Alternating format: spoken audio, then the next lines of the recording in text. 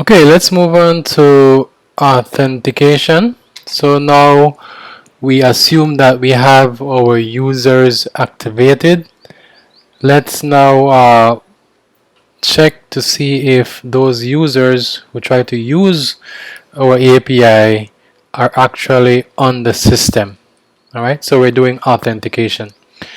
So let's start that process. Let's move to our tokens.go file. And because we will be doing authentication, we will now create a new category for tokens. And so we will call this scope authentication.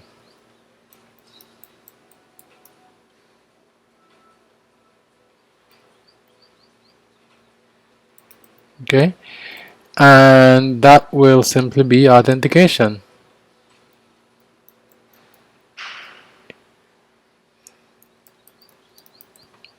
Okay, so the way our authentication system will work, the user will provide to us as a request, the client will provide to us their email and their password, and if their email and password are correct, we will return to them an authentication token. Okay, so that's essentially what we want to do. Alright, so let's make a few changes to our token struct. We will be adding some tags. So let's just go ahead and do that. JSON. And this one is token. Okay. So the client will see the token. However, let's put all of these.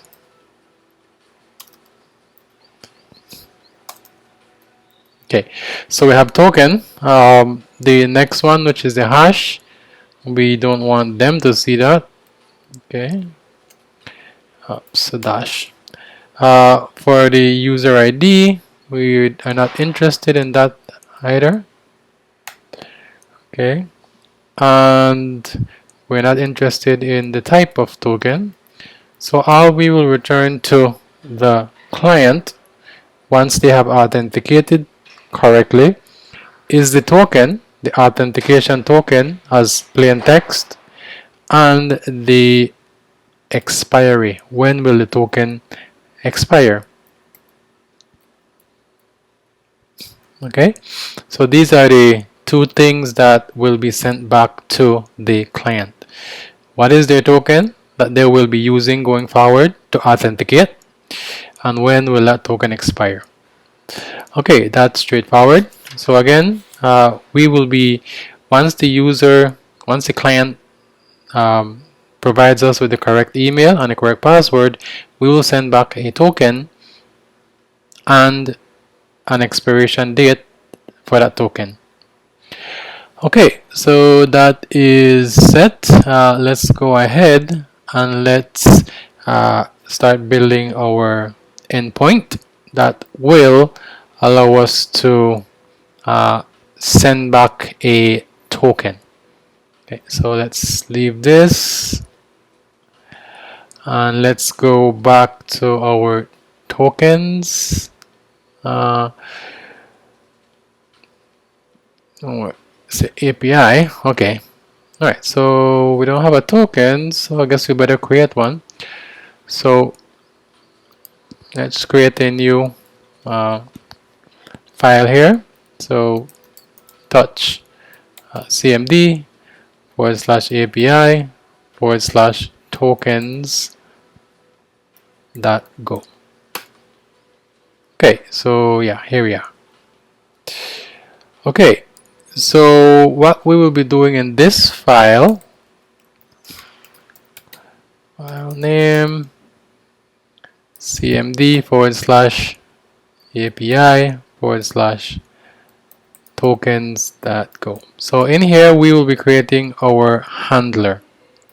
okay, that will issue that authentication token once the user provides the correct credentials.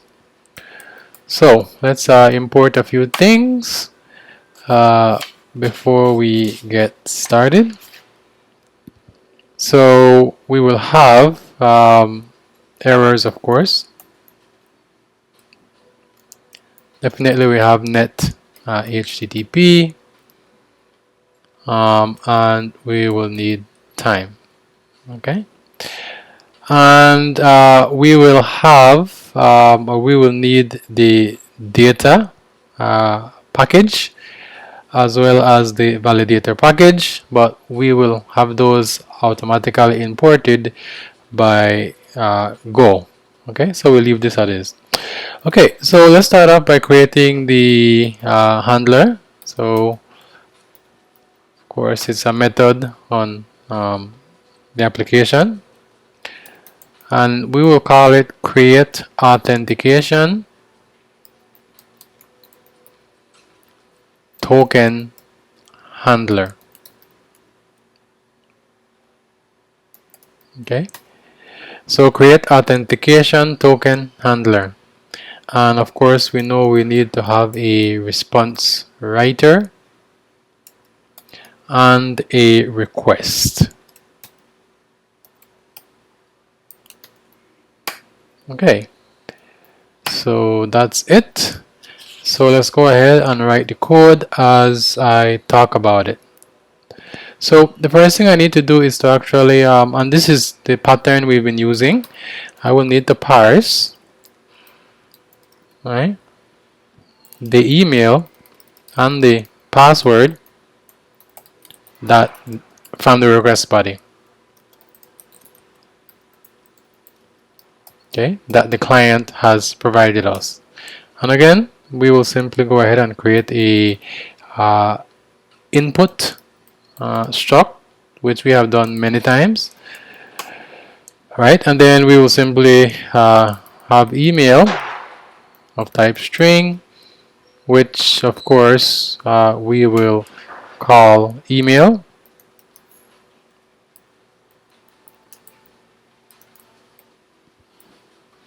And then we will have our password field, which again is a string, and so we will refer to that as password. Alright, great. So we have this in place. Let's go ahead and actually read it in using our readJSON method. So we know that there is a possibility for error.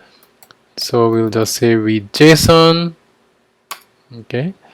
And we have W, we have R, and of course it will be read into our input struct. Great. So let's just check to see if there are no errors during the reading of the email and password. So if error not nil, then we know we have a problem, and we know the request was badly formed. So bad request response. And so we will simply return. Right? There's nothing else to do except leave our handler. Okay, so assuming that the request is well formed, we will need to validate it. So let's validate the email and password. All right. So again, just because it passes the readJSON reading in of the response of the request doesn't mean that what they provided is actually valid. So that's the reason why we need to always validate our data. Okay, so I'll just create a new validator, and I will just go ahead and call validate email. So data.validate email. Okay, and I will simply provide in the email. So input that email. All right. email. Next, I will validate the password. So I'll just say data that validate password. Okay. And of course, I'll pass in V, and I will pass in the password that the user, the client, provided to us. Now, let's verify. Let's check to see if any of these validations failed. So, if, let me call v.valid. Alright, so if there is an entry in our errors map, then we know that there was some validation error. And so we'll simply say app.failed validation response. And of course, we will send back the error. Okay. And since the validation has failed, we have no choice but to exit our handler, right? Which is our standard operating procedure. We can't do anything else. Okay, so once, let's assume that we get past this and the validation works. It is a valid email and it is a valid password. Then we can go ahead and actually get the user details based on the provided email. So we will look in our database and get the email, or use the email to get who the user is. Okay, and so we'll just say user error, and of course we will simply have app that models that users get by email. Okay, and then of course I will say input that email. Okay, so get by email. Okay, now let's check to see if there were no errors. Maybe the user doesn't exist. Maybe we had a database error. So let's see which one it is. So if error not nil, then we will need to do a switch.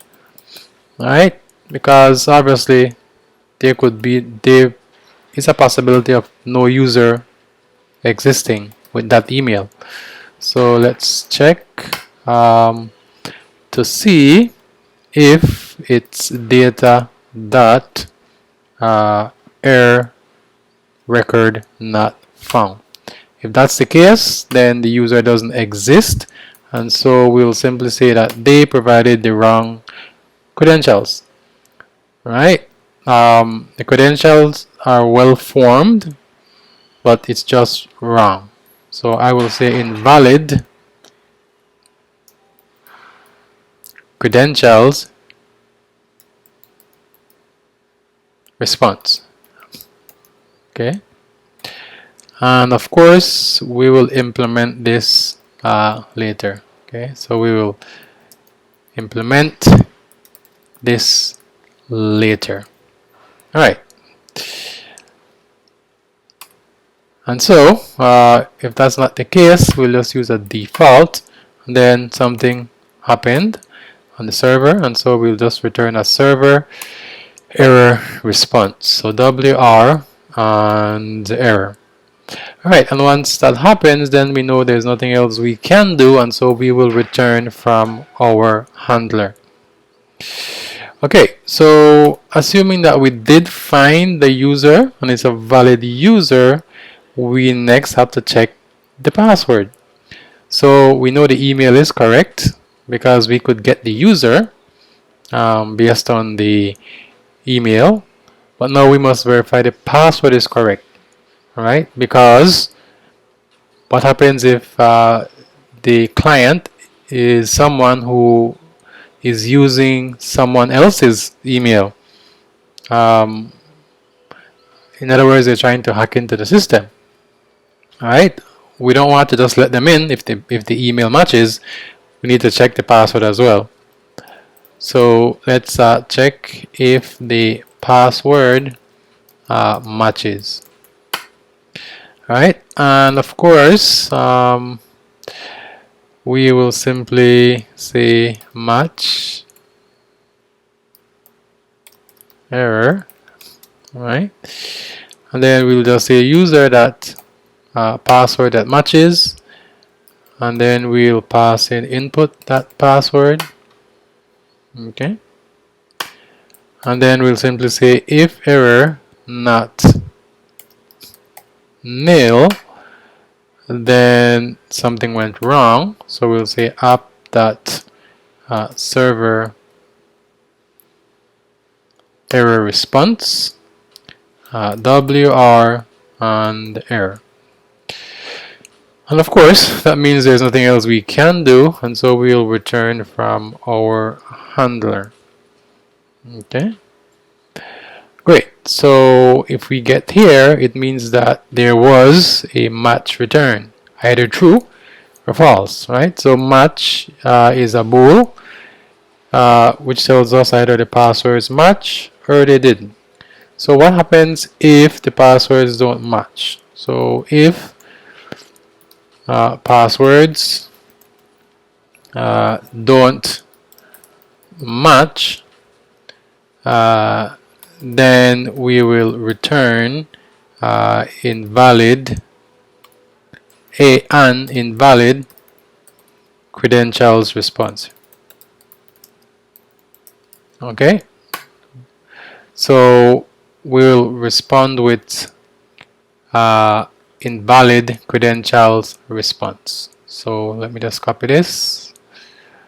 All right, so if the password does not match, it's invalid. So if not match, then we will simply return invalid credentials response. And of course, there's nothing else we can do, and so we will return from our handler. Alright, great. So assuming that we get past this point, it means that the email and the password are correct. And so what do we do now? Well, let's just generate the token for the client, which we will return. So passwords match, or password is correct. So we will return we will generate a authentication token, right? And so we'll just say token error. Of course, we already know how to do that. So app dot models dot token dot new. Okay, and what kind of token? Well, it's going to be for the user, and it's going to be an authentication token. So scope authentication. Right? So we will have that. Okay.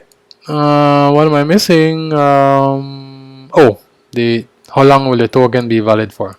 All right, I missed that. So let's say for 24 hours. So we're going to have 24 times time dot hour. Okay.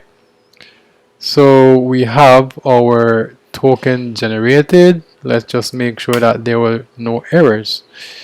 So if error not nil, then something went wrong, and we'll simply say app dot server error response. And so because there was a problem and the token was not generated, more than likely, well, we will need to return from our handler.